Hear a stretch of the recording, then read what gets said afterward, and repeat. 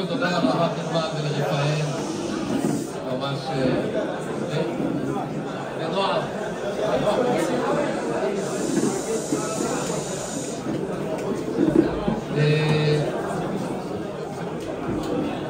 אנחנו נמצאים בסיום זמן לא בדיוק כמו שחשבנו שיהיה, אבל ברוך השם בגלל דברים טובים. והרב חדרי והרב איתי דיברו על הגודל המיוחד שאנחנו מרגישים. אני רוצה להוסיף כמה נקודות בהקשרים האלה. התחלנו את המלחמה בפרשת בעלותך. פרשת בעלותך בדיוק, וכי תבואו מלחמה בארצכם, על הצער הצורר אתכם. צער צורר, צער צורר, על מי נאמר, אתם זוכרים?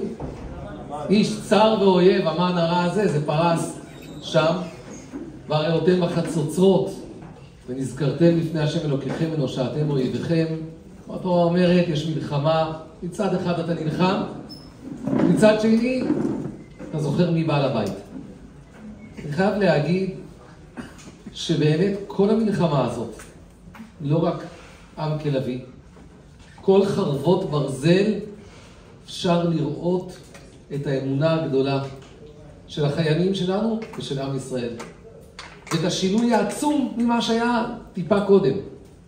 תשמעו, כל הזמן, בשדה הקרב, חיילים הולכים למלחמה, הם הולכים מתוך תפילה, ציצית, תפילין. ממש עכשיו קיבלתי סרטון של מ"פ שנפצע בעזה, ולפני שהוא יוצא לקרב, שומעים אותו, אומר עם הפלוגה שלו, שמע ישראל, שם הוא אלוקים, השם פשוט בצורה, וכולם עונים בעוצמה. ועכשיו במבצע עם כלבי, לראות את ראש הממשלה, הולך ושם פתק בכותל, ומדבר אחרי זה על סייעתא דשמיא. אני רוצה להגיד לכם, יש כאומרים, תשמע, אז אולי ההצגה כזאת. אז קודם כל, גם אם זה הצגה, זה דבר יפה. שראש ממשלה, זה מה שחשוב לו להציג. זה יפה, זה חשוב. אבל אני רוצה להגיד לכם, לא השבת הזאת, השבת הקודמת, כמה דקות לפני שבת, השעות לפני שבת אצלי תמיד בלחץ.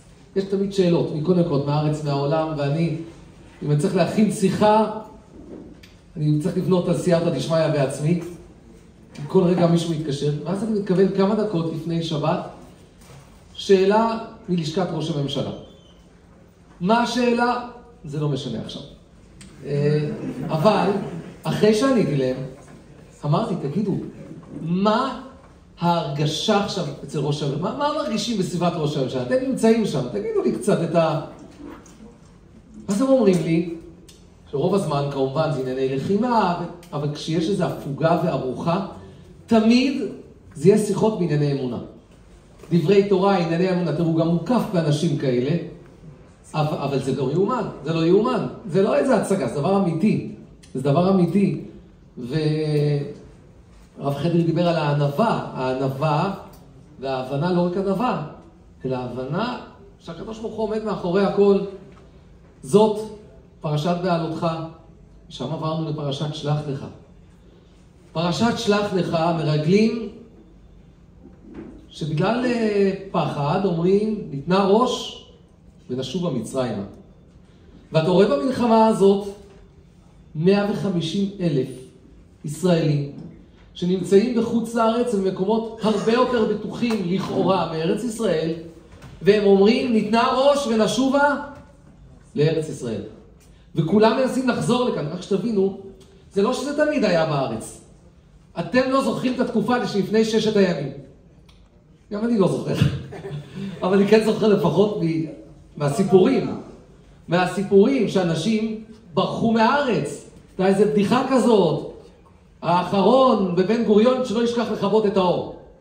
כאילו אנשים עוזבים את הארץ, והרבי מלובביץ' אומר, אל תדאגו, ארץ ישראל זה המקום הכי בטוח ליהודים. תשמעו, לא הייתה אפילו הווה אמינה במלחמה הזאת, בכיוון הזה, הכל הפוך. 150,000 באים לכאן, זה לא יאומן. תלכו, תראו, כמה עזבו את אוקראינה ואת רוסיה מתחילת המלחמה. בישראל מתחילת המלחמה יש עלייה עצומה, עצומה. זה לא יאומן, אז יש כמה שעזבו, רוב אלה שעזבו הם אנשים לא יהודים שהגיעו מעלייה מאוקראינה. שטוב שעזבו. שעלו לכאן שבכלל לא יהודים, הם עזבו חזרה, אבל יש תנועה הפוכה, יש עשרות אלפים שעלו לארץ במלחמה.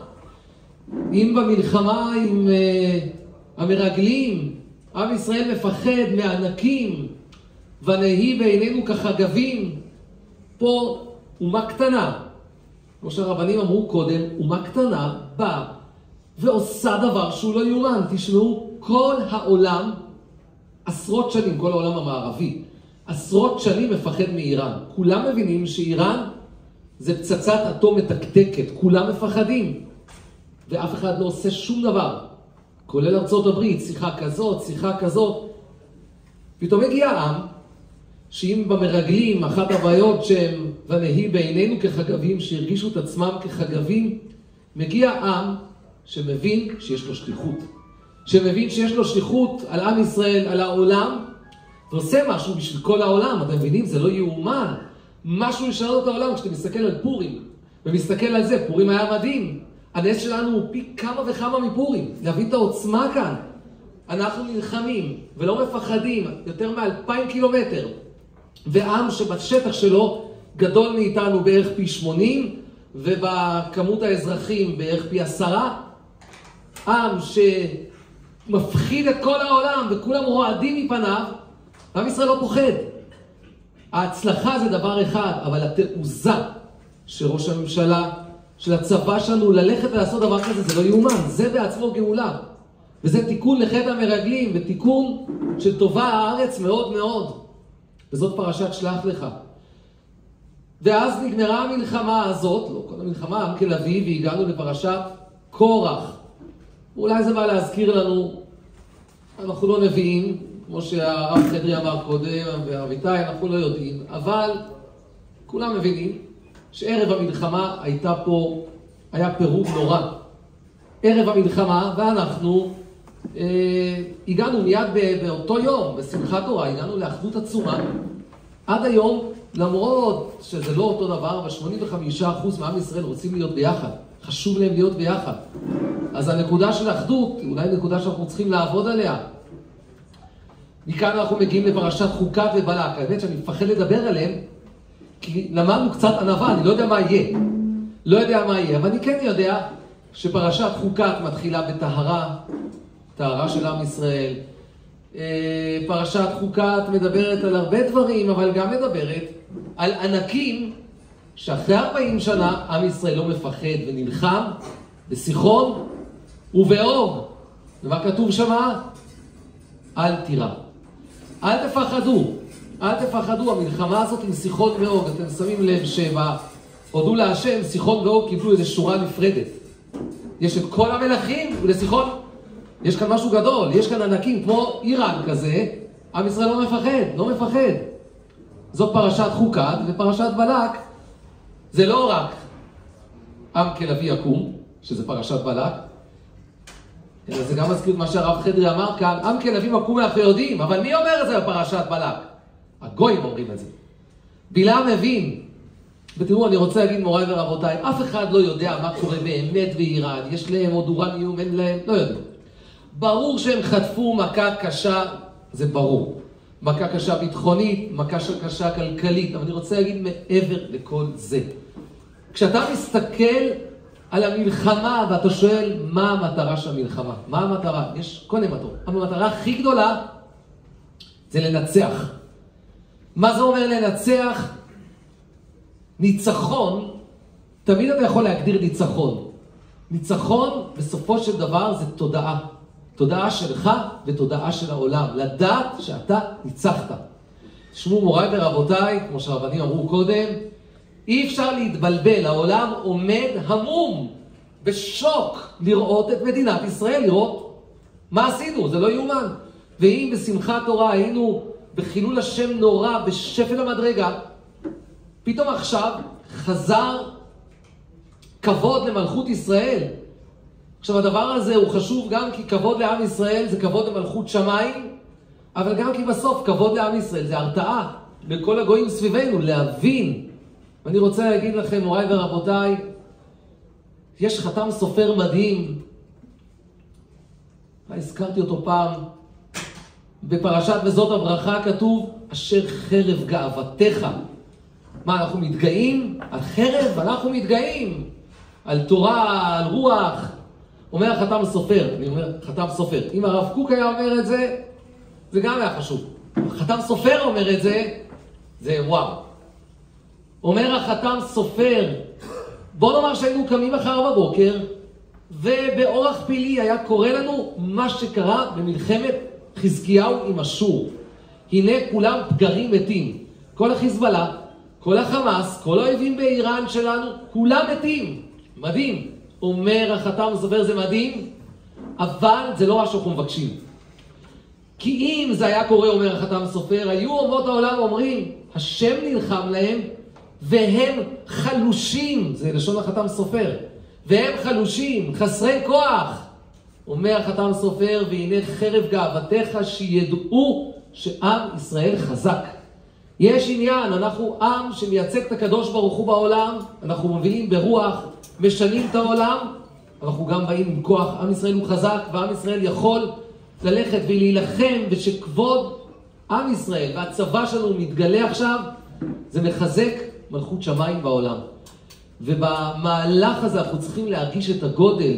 הרב צבי יהודה דיבר על גמרא במסכת בירושלים בקידושין, שכתוב שם גדול קידוש השם מחילול השם. ברור שקידוש השם גדול מחילול השם, זה לא ברור? זה ברור, קידוש השם יותר מחילול השם. אומר הרב צבי יהודה, זה לא מם היתרון, זה מם המתוך. גדול קידוש השם שיוצא מתוך חילול השם. חילול השם בשמחת תורה היה נורא, נורא. הרגו אותנו, ביזו אותנו, אנסו אותנו, נורא. אבל אתה רואה את הקידוש השם שיצא משם, ואתה אומר, וואו, זה פשוט לא יאומן. מדינת ישראל היום, במצב הביטחוני הטוב ביותר, מאז שהיה, מאז הקמת מדינת ישראל. זה לא אומר שאנחנו יכולים לנוח בשקט. יש לנו מיליונים שרוצים להרוג אותנו מסביב. אנחנו גם לא יודעים מה יהיה עם איראן בסוף. מיליונים. אבל צריך להבין את הגודל. צריך להבין את גודל השעה. אנחנו נמצאים כנראה בנס הגדול ביותר שהיה מאז יציאת מצרים. אני אמרתי את זה בשבת אצלנו, וכדי לאשר את עצמי, יש לי איזה 1,000 איש, אבל יש בתוך הקהל כאלה שבתנ"ך הם שולטים. אני אומר להם, הרב מדע, הרב יואל בן-נון, הם נמצאים שם, זה נכון? אומרים חד משמעית. זה ברור שאני מעביר את כל הניסים בראש, אבל אצלם זה כל התנ"ך אצלם מסודר. זה דבר ברור, כשאתה מסתכל, עכשיו צריך להבין את הגודל, אין לנו זמן עכשיו להסביר. אבל זה לא רק הנס שניצחנו בצורה כזאת. תבינו, זה גם מראה את הגודל של צה"ל והמוסד, אתה רואה את יד השם בצורה מפליאה, אם אני רק אתן נקודות, כי אין לנו עכשיו זמן, רק בצורה...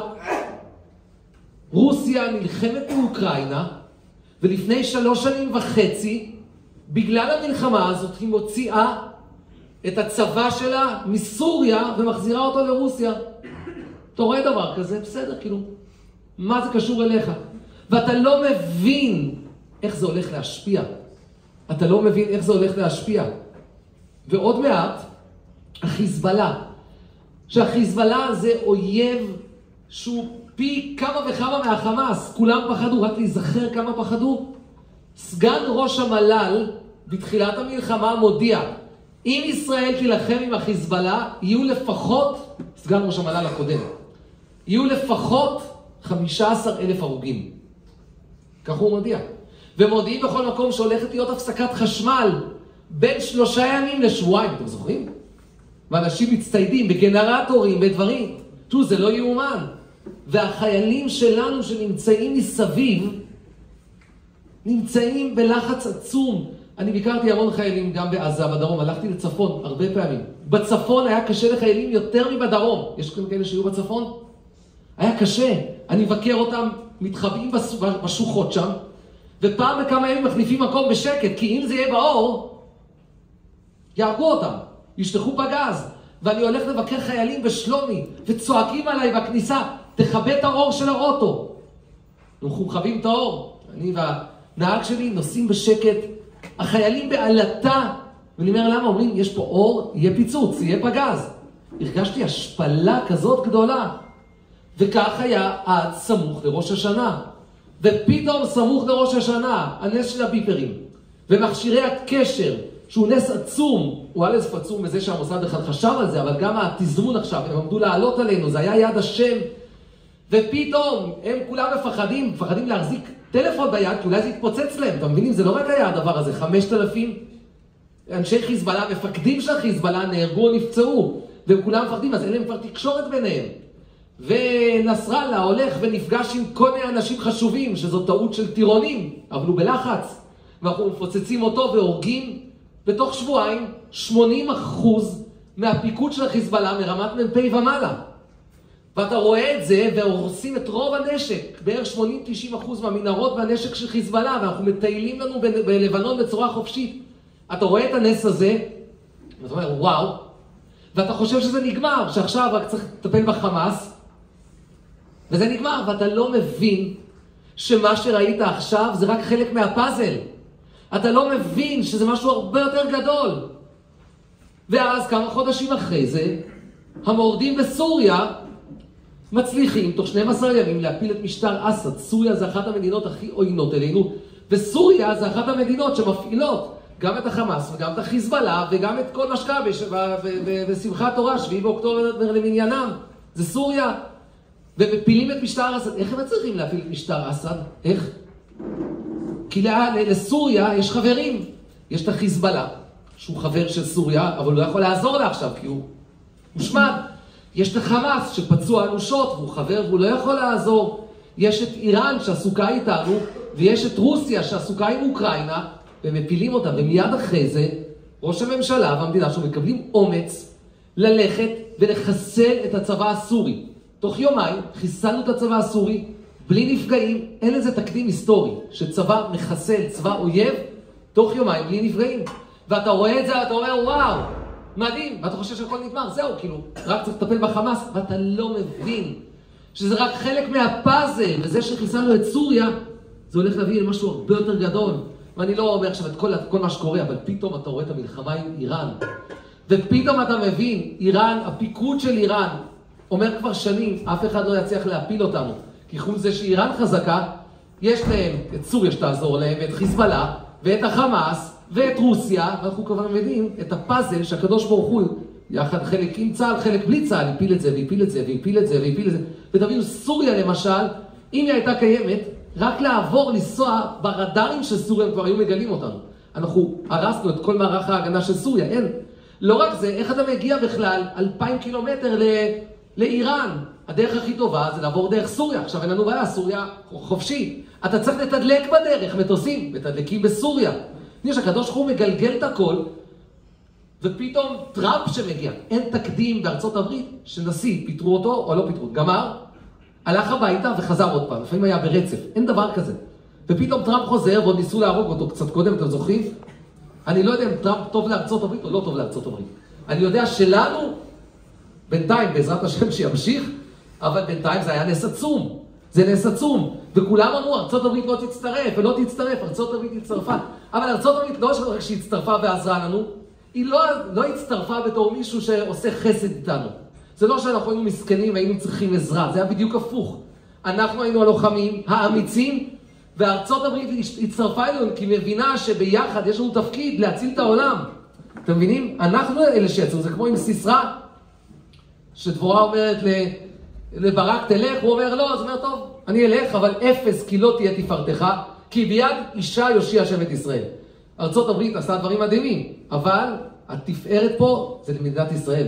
אנחנו הלכנו, הם הצטרפו אלינו, וזה מצוין. אתה מסתכל על המהלך, אני רוצה להגיד לכם, מה שאמרתי עכשיו, אפשר לכתוב מזה לפחות 3 פרקים בתנ"ך. נכון? זה קורה, ואחרי זה קורה, וזה קורה, אתה לא יודע מה יקרה, אתה מבין? זה ממש לא יאומן. יש כאן נס בסדר גודל היסטורי שלא היה. מה יהיה? לאן זה הוביל? אני לא יודע. אבל צריך להבין את הגודל, צריך להבין גם את הגודל של הנס של הקדוש ברוך הוא איתנו, את הגודל של הצבא וכנסת ישראל ונשות החיילים, וזה לא רק הטייסים עכשיו, זה כל החיילים, כל השנתיים האלה שנלחמים, כל אחד עושה פה משהו, לא היינו מגיעים לזה בלי כל החיילים האלה. אתמול שמעתי את אשתו של יוסי הרשקוביץ, והיא מצטטת שבועיים אחרי תחילת המלחמה, שהוא אומר לה, אנחנו עומדים לפני דברים גדולים. תראי, אנחנו עומדים, השבר הזה, זה יביא אותנו לאיזה נס גדול, בצורה מדהימה, שפתאום אתה רואה דברים קורים. אני רוצה להגיד לכם, בהיסטוריה זה קרה, אבל בדרך כלל זה לקח אלפי שנים או מאות שנים, עד שמהשבר ראית את התקומה. לא היה דבר כזה, אנחנו בדור מיוחד, תמיד כמה אפשר לחכות. עם ישראל, אני מעריץ את עם ישראל, עם כלבי, זה לא רק אנחנו. כל ההיסטוריה, היה להם דברים נוראים, מסעי הצלב ודברים, ולא ראו כלום, מאות שנים חולפות, ואתה לא רואה כלום, והם נשארו מאמינים.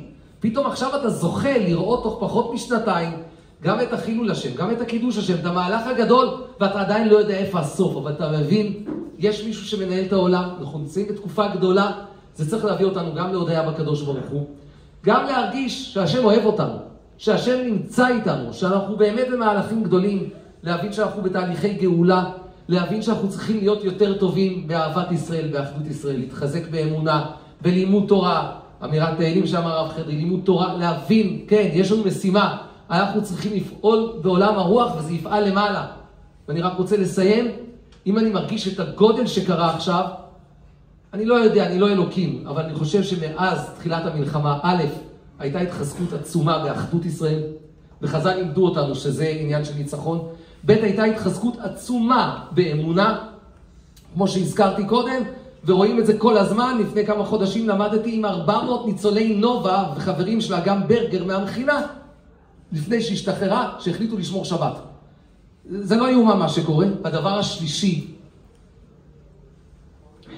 אנחנו רואים פה את הנופלים שלנו שנפלו כאן, במכון לב. דם של גיבורי ישראל נשפך כמים. אדם אז בשמחת תורה נשפך כמים של אותם הנרצחים, וניקתי דמם לא ניקתי.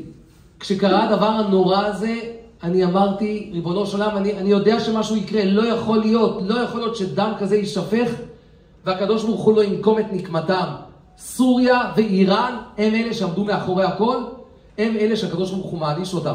אני מאמין שיש כאן משהו גדול, שהוא גם כל האנשים שנלחמו פה, עזרו לנו גם בעצם זה שנלחמו, גם אותם שחיים, אבל גם אלה שמסרו נפשם על קידוש השם, זה גם המלחמה שלהם, אבל גם מסרו נפשם על קידוש השם, והקדוש ברוך הוא רואה, וניקתי דמם לא ניקתי, ובעזרת השם, שזה יוביל אותנו להרבה טוב, לאחדות בישראל, לאמונה גדולה, לקומה נוספת, בגאולה, במשיח צדקנו, ושנמשיך לראות את עם ישראל מצליח גם בשלום עם העולם, אבל עוד יותר בשלום בתוכנו, באהבה גדולה, בעזרת השם יתברך. אמן.